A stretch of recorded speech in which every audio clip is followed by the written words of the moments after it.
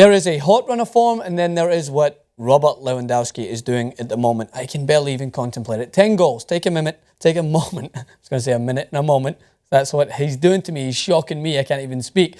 Take a moment to understand 10 goals in 3 games. This is a statistic that I just want to print out and put in front of Ben Mankiewicz when he says to me that soccer don't have enough goals. That's 10 goals from one player in 3 games. Of course, his 5-goal scoring spree, which in a short period of time, 9 minutes, was unbelievable. Then 2 more at the weekend, and then a hat-trick against Dinamo Zagreb. And I felt bad for Zagreb. They came into this game with a somewhat impressive unbeaten record, but that is before they played against a team that not only are firing in all cylinders, but happen to have one of the most deadly strikers in the world playing up top, who just latches onto anything and everything he's touching is going in. And for the reason why he's in those positions, that is something that has to be said. None of these are just lucky breaks. He's always in that position. So 5-0, Bayern Munich demolish Dinamo Zagreb. And this is why I stated last week they're the most dangerous team in Europe for me at the moment, because this is one thing I want to state. And it sounds simple, but you have to understand that it's something that a lot of the best teams in the world don't experiment with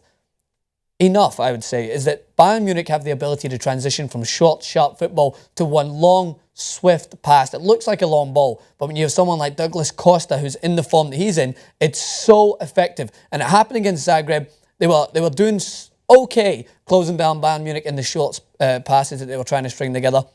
And all it took was a touch inside and a long ball into Costa, and he's so fast. He's got that low center of gravity, and it looks like he's very dynamic when he's moving, but he's also so strong when he gets the ball to his feet, drives past his opponents. If you're watching tape of Douglas Costa, you think he's going to cross it, because when he gets down the line, his first option is to come back and assist one of his teammates. But no, this situation, he's a smart winger, puts it onto his other foot and puts it into the near post. Keeper obviously sceptical in that instance. He should be saving everything at the near post. And then a minor accident, I would say, from a defender trying to control it with his head. You cannot give Bayern Munich that chance, because Thiago was on it like a flash, in behind, lays it up, Lewandowski puts it in, Lewandowski adds another, Mario Götze gets on the score sheet, who looked very good for me, very effective in the game, and then there comes the hat-trick goal.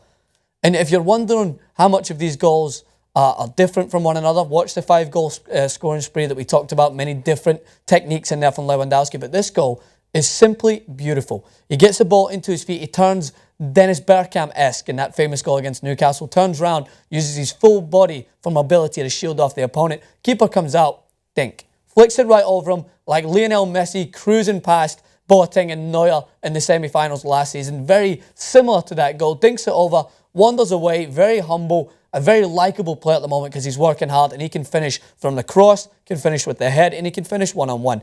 Lewandowski, for me, is the best striker in the world at the moment, and that is easily backed up with his statistics. Of course, someone who would maybe rival him is someone like SUAREZ, who got on the score sheet as well, but it's just the prowess that he has in the box. Teams are petrified of Lewandowski at the moment, and petrified of Bayern Munich. 5-0, comfortable win in the Champions League against the Zagreb team, who, as I mentioned, came in unbeaten after a several amount of games, and they just banged 5 past them like they're not even there. That is why this team, for me, are phenomenal. They may start too early. This may be typical of the German national side many years before they won the World Cup. They would start and demolish teams and then slow down towards the end. I don't think Barcelona will be looking too much into it at the moment, or Real Madrid or anyone else who face them, but they just look just a little bit above everyone else, including all their opponents they've played. They've demolished teams like Wolfsburg, who are no mugs, and of course beating Zagreb in this instance. Bayern Munich, you just have to step back and say, this is a fantastic team at the moment. Guardiola's did a fantastic job of buying in a talent that they needed in someone like Costa, and they look a lot stronger at the back, but we still want to see them tested against the best and see what happens. I'm looking forward to the Bayern Munich-Dortmund game whenever that comes up, the next Champions League game in which they'll face us. It's always a spectacle. It's always a great game when you watch Bayern Munich, because they combine free-flowing, fast football with a direct approach, and that's all I'm looking for in a game like the Champions League.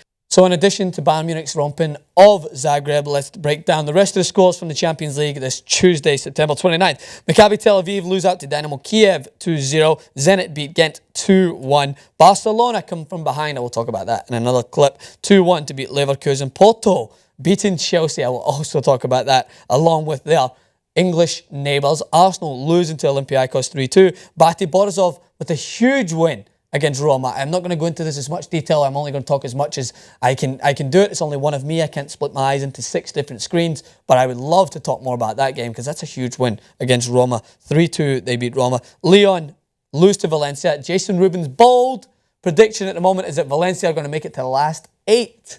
What do you think about that? Let me know.